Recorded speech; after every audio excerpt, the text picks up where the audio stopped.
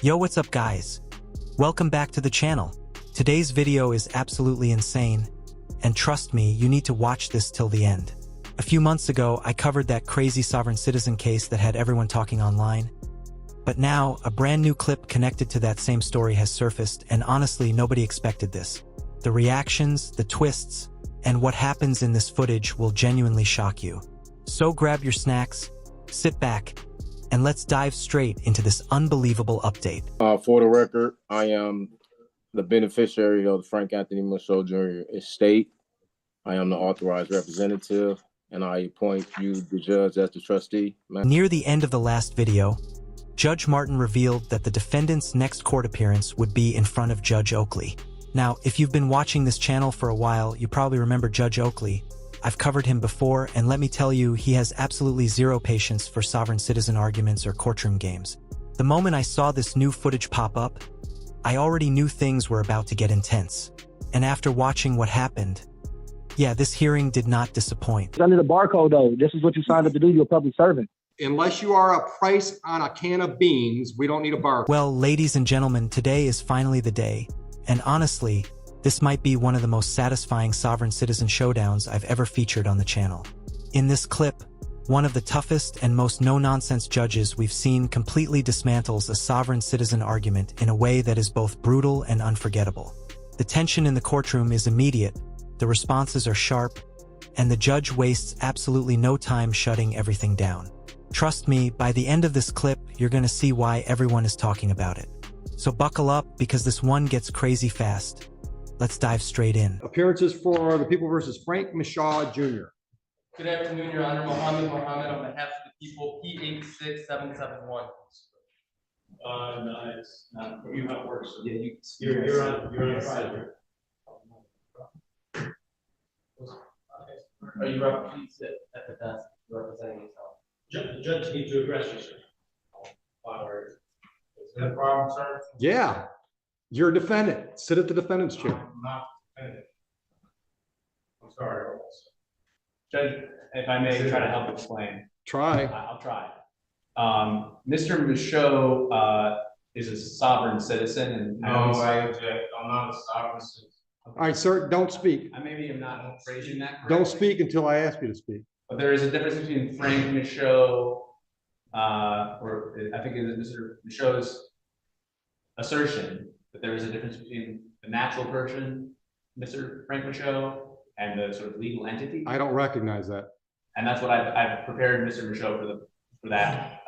Sir, you're a defendant in my courtroom. Either I issue a bench warrant because you haven't appeared, or you come up here and sit in the chair and we proceed. All right, so you're threatening me to. Absolutely, I'm threatening you. Either you're here today or you're not. If you're not here today, a bench warrant will issue. If you're here today, I need you in the chair so we can proceed with the proceeding that's scheduled, which is a preliminary exam. Honestly, I really wish more judges handled these situations the way Judge Oakley does. He's direct, sharp, and wastes absolutely no time getting straight to the point.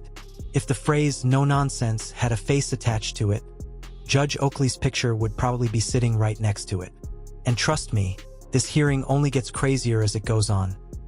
Every minute ramps up the tension even more, all the way to the ending, which is honestly one of the wildest moments we've seen in a long time. If I may, I have advised Mr. Michaud that the courts receive objections all the time, or rule objections. They are preserved on the record. If he has, He can appeal me. I'll let you build whatever record you want to build, Mr. Michaud. Are we on the record? Yes. Are you on your oath to the Constitution? Hold on. Are you picking him up? That's one of the reasons I want you up here, is there's a microphone here. I'll speak loud. Are you picking him up? Yes. Go ahead. Are you honoring your oath to the Constitution today? Pardon me? Are you honoring your oath to the Constitution? You have an oath to the I didn't swear an oath to the Constitution. You haven't. I took an oath that said I would follow the Constitution. To not uphold the Constitution? Yes, follow the Constitution. So you are upholding an oath to the Constitution? Yes. Thank you. I accept your oath. Thank you. Okay. Now I have. Sir, get your ass in the chair or leave and I'll issue a bench warrant. You're not running the courtroom. I am. If you want to have an exam today, get your ass in the chair. That's the way it works. I reserve all my rights. I would have nothing less. I reserve all rights. Now, are you representing yourself today? I'll present myself. That's not what I asked you. Are you representing yourself, or is this gentleman going to be your lawyer for today's proceeding? I will be presenting myself today. May All I? right, so that's a no. You don't want him to represent you?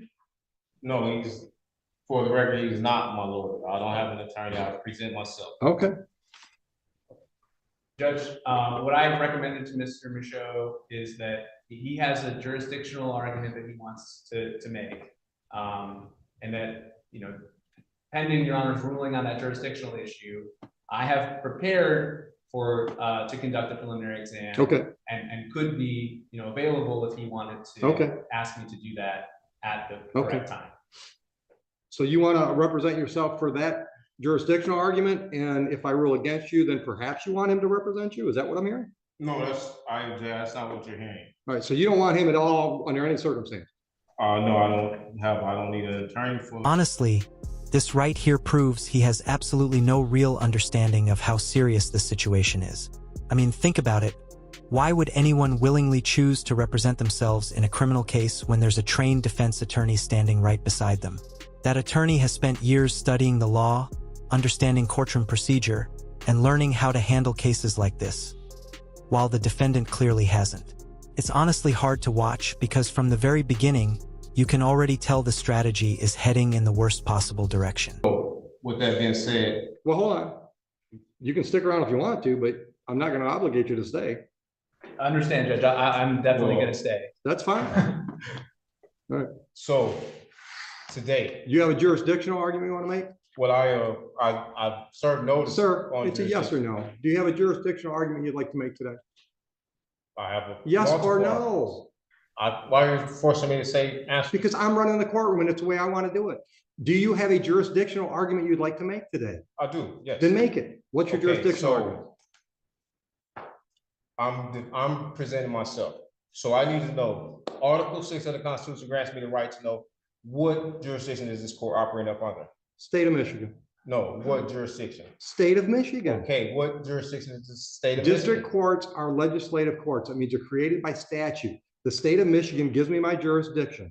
So, okay, is that, I work Criminal under the authority or of the state of Michigan. what is it, under what jurisdiction? There's two different jurisdictions under the Constitution.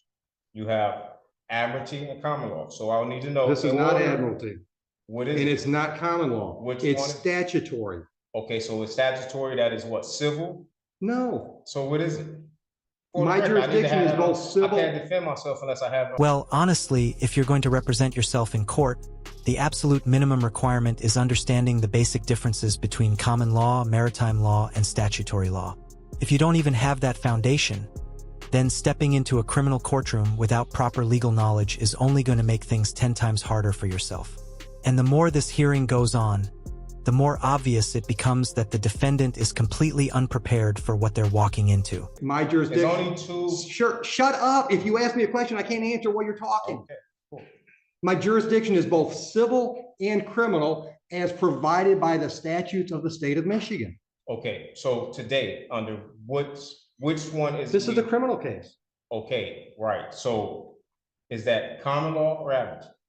It's statute. It's neither common law or admiralty. It's one or the other. It don't say statute. All right, then you can appeal my Constitution. ruling. My ruling is it's neither admiralty or common law. So this is you say it's criminal for the record. Yes, Okay, and if it's criminal, in order for a crime to exist, there must be an injured party for the record, right? there must be what? An injured party. Yeah, it's the A people of the corpus state of delicti. Michigan. All right, so if the people of the state of Michigan, right? Where's the sworn statement? Where's what? A sworn statement. I have a right to see a sworn statement saying I injured someone. There's a complaint in the file. Sworn complaint, signed, all, You want to see it? affidavit, sworn affidavit. No, it's not. I don't think it's an affidavit. Well, okay, so You said you wanted a sworn complaint. from an injured party, who have I injured for the record? The state of Michigan How can I are injure the bringing the state? charges. How can I injure the Sir, state? sit down. Sit I prefer to stand. down. I'm not. Sit down, or I will hold you in contempt. Another threat, wow. You're probably going to hear more than one. Do you really think so, though? Because from my perspective, this just looks like a judge who has completely run out of patience with someone refusing to listen to basic instructions. At some point, the courtroom stops being about arguments and starts being about simple cooperation, and the defendant just keeps pushing things further and further in the wrong direction. What makes this even crazier is that he's literally putting himself at risk of ending up in jail, not because of some complicated legal issue, but because he refuses to sit down, stay calm, and follow the court's instructions. And trust me, the tension only keeps escalating from here. I am ruling that I have jurisdiction. You are free to appeal that to the circuit court. Proceed. Do the people have a witness they'd like to call in the exam? Yes, Judge, the people are prepared to move forward. Just as a quick preliminary matter, we'd request a mutual order of sequestration with an exception for the OIC. So again, I'm not asking you to talk. Ma'am, are you a possible witness in this case? Okay. All right. And would you mind putting your name on the record, please? Counsel, I want to look at the lady. Would you mind putting your name on the record? she's a witness. She is a witness. Sir, you speak again when I haven't asked you to, and you're in contempt. And we'll deal with that first. The reason I need your name is because if you appear somewhere down the road and want to testify, we have to know that today you were in the courtroom. And I can't do that by taking a picture of you. So I'm asking you to state your name. Your witness. Yes. Sir, you are in contempt of court. That's a $100 fine. Speak again when it's not your turn, and I'll continue to up the ante. Clear? You can speak now. I've asked you a question. I object. I don't give a shit if you object. Is it clear what I said? I'm waiting for an answer. I said I object. What am I supposed to say? I want to know if you understand you've just been fined $100 for contempt. I don't understand. Okay, well, you still owe me $100. Can we honestly take a second to appreciate judges like Judge Oakley? He's the type of judge who immediately makes people understand that actions have real consequences, and he does it with confidence, authority, and absolutely no unnecessary drama. There's no confusion about where he stands, and that's exactly why moments like this are so satisfying to watch. Honestly, we need more judges who can handle chaotic courtroom situations with this same level of control, clarity, and no-nonsense leadership. Give me your name. That's fine. Thank you. Witness. Your Honor, the people called Officer Steppen. Oh, I'm sorry. One last quick preliminary matter. Pursuant to 76611D, we'd like to introduce a certified registered of action in regard to this individual being a previously convicted felon. I object. Hold on. Have you showed that to him? I object. I object. What's your objection, Mr. Michaud? My objection is that I am here under the guise of Bless you. probable cause conference. And I don't know how we're here at a preliminary exam when I did not waive any right to waive a probable cause. This is a preliminary exam. This is, okay, so right here. This is the probable cause hearing. All right, it says. All right, stop. Right now, the question on the table is, you've objected to admittance of that document. I want to know what your legal objection is. I'm also objecting. What is your legal objection? To not waiving my probable cause hearing. Denied. That's admitted. Under what grounds am I denied? Not because you didn't give me a valid objection. I object. You can't just object. You got to explain with the valid objections to the evidence. That we are having a preliminary exam when I haven't had a probable cause hearing, and that I did not. They're the same thing, Mr. Michaud. It's still on this. Mr. Michaud, they're the same thing. But it's still, I have a right to a probable cause. Am I right or wrong? Sure, try. Am I right? Do I have a right to a probable cause? That's what today is scheduled for. But today it says preliminary exam. Right here it says probable cause conference. And today is a different day that says a preliminary. Have you ever had a grilled cheese? If it was different. Have you ever had a grilled cheese? If it was different, why would it have two separate? Have you ever had a grilled cheese? I object to any of that. Why would it have two separate columns? Take him out. Why would it have two separate columns? I'm not playing this game with him today. If you think you can get him to shut up long enough so we can have our hearing, we'll do it. But I'm not going to let him try to run my courtroom. Okay, I'll just be very brief in my one attempt here. I would like to try to explain what I understand Mr. Michaud's objection to be, and what I have also represented to him regarding that objection. Mr. Michaud, I think the court record will reflect, had a probable cause conference first on November 29th and then again on December 20th. I have disclosed, I mean, I think I've been very transparent with Mr. Michaud that probable cause conference is a bit of a misleading name because probable cause conference under the court rules does not require that probable cause be established. Right. At the second probable cause conference, Mr. Michaud was caring for a sick relative, so he wasn't able to attend that probable cause conference scheduled December 20th. Which didn't hurt him at all. Right. I represented him on that day, and I asked the court to waive his appearance so that he could remain with his family. Which we did. I understood to be his wishes. I may now understand differently that I misrepresented him in some way, but you know, my goal was just to be able to conduct a probable cause conference where we were going to find out if there was any offer, whether discovery. You don't have to tell me what they are. I know what they are. I know, but I'm just trying to. And I'm trying to explain it to him too, but I'm not going to talk over him. Right. And I'm not going to play that crap today. Right. So if you want me to explain what's scheduled today versus what was scheduled last time, I'm happy to do that. But you got to be quiet while I'm talking. Clear? Oh, dude, I hear you. All right. The last court date that we call a probable cause conference is like a pretrial on a misdemeanor. It gives the parties a chance to discuss the case and see if there's any resolutions prior to the next step. Next step being preliminary exam.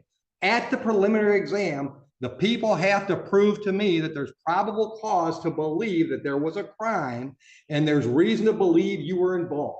That's what's scheduled today. That is a probable cause hearing. Probable cause conference is just a name that we all came up with instead of saying it's a pretrial for a felon. Do you have any questions based on? At this point, we're literally watching someone who just refuses to listen to what's actually being explained in court. If he had simply paid attention to the judge for even a moment, he would have realized that a probable cause conference is basically a discussion meeting, not the actual hearing itself. The real probable cause hearing, the very thing he's been arguing and complaining about this entire time, is happening right now. So technically, he hasn't missed anything at all. And honestly, moments like this make the situation even more frustrating to watch, because it feels like the court has to keep repeating the same basic information over and over just to keep him caught up with what's going on. If this is a hearing, or You a conference, didn't right, waive it. so There's nothing to hold. Do I have a right to have a probable cause conference? No, What? you can do that right now. Do you want to make a deal with the people? I want to be able to prepare myself for the probable cause conference. There- And in order There's no to prepare, preparing for a probable cause It's- conference. it's- It's a conversation. It still take preparation. You want a PCC? Go out in the hall and have a PCC with the unrepresented defendant. Judge, just for the record, there will be no offer at this stage. There's your PCC. Now, do you want to plead guilty? Do you want to have an exam? And at the exam, he's got to prove to me those two things I just said. Probable cause to believe a crime was committed on this date and reason to believe that you were involved. Do you want to have that hearing so he has to prove his case? Or do you want to waive? That's the other option. You can waive the preliminary exam and we'll take the case directly to circuit court level 2 weeks down the road for an arraignment on information, which I would describe as another pretrial on a felony, where you and the prosecutor can discuss the case, see if there are any offers. That's another option. Would you agree with that assessment, Mr. Sullivan? I would agree, and I would also just add that Mr. Michaud has made his arguments today, he ruled on his arguments, and that he preserves his right to. He can appeal them. As you've already said, at circuit court. And so if he wants to sort of move forward on that defense alone, that, you know, the waiver does not preclude him from Not at all. arguing jurisdiction at the circuit court level. But likewise, if he holds a preliminary exam today, holds the people to that burden, he also maintains the right to, you know, continue his objections to jurisdiction, to appeal the court's orders regarding jurisdiction at that next level, at the circuit court level, assuming that the people are able to prove probable cause today. Now, do you want to have an exam today? Well, I wanted to address some, I served the court some notices. I haven't read any of that because you were represented by counsel. No, I wasn't. I don't have any contract. As far as with counsel. I knew, you were represented by counsel. Okay, so now you know. and I served the court notices. And I want like to. First notice, what would you like to put me on notice about? Well, I served you notice that I requested the criminal bonding information. I requested Criminal the what? bid Hold bond. on. I What? requested the bid bond, the performance bond. I have an affidavit. There and is I no did- bond. There are bonds. This is Okay, you said it's criminal. listen. You can't tell me something and then just disagree with me Well, and think okay, listen to me, sir. I am not gonna let you interrupt me. Oh, you just interrupt me. I'm in charge. I get to do shit you don't get to do. It's part of the black robe, okay? That's just the way it works. My courtroom, I get to decide how it's run. Now this right here is exactly how a courtroom should be run. Judge Oakley stays calm, firm, and completely in control from beginning to end. And that's what makes this so satisfying to watch. There's no yelling, no chaos, and no unnecessary back and forth. Just a judge making it crystal clear that the courtroom is going to operate with order and respect. Honestly, the way he handles this entire situation shows the difference between someone simply reacting emotionally and someone who truly commands authority in the courtroom. There are no bonds required for me to do what's scheduled today. I've been doing this 25 years. I've never had a bond. You have a bond. Okay, I have a bond. Everyone I here don't- has a bond. Not in any definition I know. So let's get to the point. Do you want an exam today? No, I really want to address, okay, so. I'm not addressing any of that crap you Can got in you- front of you. Well, since you say you don't have a bond, can you express that in a via affidavit so I can have a? It's on the record. Order a transcript. I'm not signing anything for you. Okay. Also, I want to also address that. I sent a affidavit of fee schedule for violation of any of my rights. There are no fee schedules. Well, I gave you notice and. Great, you haven't- then you gave me notice. Doesn't change anything. We still scheduled for an exam today. Yes, just put it on the record that I served you notice, okay? Also, I served you notice on my power of attorney. Okay, you Okay. said that. Right, and Move on. you haven't responded to that, as well as my indemnity bond, which separates me, and I have a private capacity. I am not the artificial person. I don't am not recognize a any of United that. States citizen. I am Stop, actually hold on, identified. stop. You can put on notice what you sent the court if you want to make a record of that. But I'm telling you, I don't recognize any of that stuff you're talking about. I don't recognize that you're not really Frank Michaud. Okay, I understand that's what you're trying to argue, but I don't Under recognize what- that. Under what law could you represent or you can use, tell me that, not just from what you say, because ignorance of the law is no excuse for you or nobody else. So what you're saying just don't mean nothing. I need to have facts. Okay, well, it does Can you mean, hold prove on. It should mean something Can you because, prove it? Please prove can I it. prove what? Prove that I am not that I am the artificial person. I can prove you're Frank I have Michaud. full faith and credit. I can I prove, have, okay, so. hold I on, have- hold on, you've Are asked you- me. I can prove you're Frank Michaud. You know how I can prove that? Because when I called the case and said you either come up here and be Frank Michaud or you leave, you came up here. And I You actually proved you it for threatened me. You threatened me. But if you're not you, the threat means nothing. It doesn't. Well, if none of this really mattered the way he claims it doesn't, then why is he still following the judge's orders every single time? That's the part that completely destroys the argument. Deep down, he clearly understands that the judge has the authority in that courtroom, no matter how much he tries to argue against it.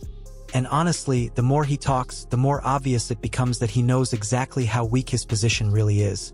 Because when reality finally hits, even he can't ignore who's actually in control. You're still threatening me and you're using it under color of law. Okay, listen, And plus listen you to have, me. Mr. you Michaud, have, you have. I've multiple wasted officers. too much time with you. Yes or Okay. no? So, Sir, don't argue with me. Yes or no? Are we doing a preliminary exam today? Yes or I no? object. I will address. Answer the question. I want to address other issues as well. You're in contempt of court. Put him in jail. For what? For contempt of court. I'm having. You can appeal that too. Sentence is 30 days. See you in 30 days. Well, this is the moment where fantasy finally collides with reality. And the stakes honestly could not be any higher, because this person's freedom is literally on the line. On one side, you have someone clinging to beliefs and arguments that sound convincing only in their own head, creating imaginary loopholes and impossible scenarios. But on the other side, you have the real world, a courtroom, actual laws, and real consequences that don't disappear just because someone refuses to accept them. And as we keep seeing over and over again, reality always wins in the end. Now, the video is almost over, but before this hearing wrapped up, Judge Oakley had a few more things to say, and trust me, he wasn't finished making his point.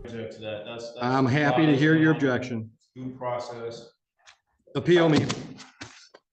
That's why circuit court judges have jobs. Definitely. Take him out of here. On the color of law. I can give you more than 30 days. John, ask the wife to come in so he can see his property go to his wife. Ma'am, would you accept some personal property from your husband, please? That was an extreme amount of patience. Good try. I appreciate you, giving him as much latitude as you did. I just can't let him run things. I'll let him engage me and, I don't mind that, but I just can't let him try to run things. Yeah. No. Especially when I got 3 or 4 more exams to do. Right. The internet is the worst thing in the world for these guys. I tried to tell him. It don't play The here. court is going to deny your objection. Let's allow this to move forward. He might have been able to win this. And that's the case. worst part about all these Yeah. cases, right? Yeah. Because sometimes they've got a chance if they just, We had a good Ron White, argument. right? Yeah. Got a constitutional right to remain silent, just can't do it. You can't fix stupid. Alright guys, that's gonna wrap up today's absolutely insane courtroom video. But trust me, this story is far from over.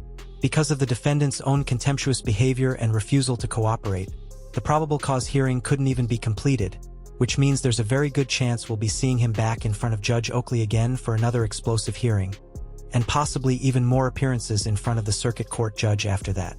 So if you thought today was intense, there's likely a lot more chaos still coming. If you enjoyed this video and want to see future updates on this case, make sure to smash that like button, subscribe to the channel, and turn on notifications so you don't miss the next upload, because the situation just keeps getting crazier every single time.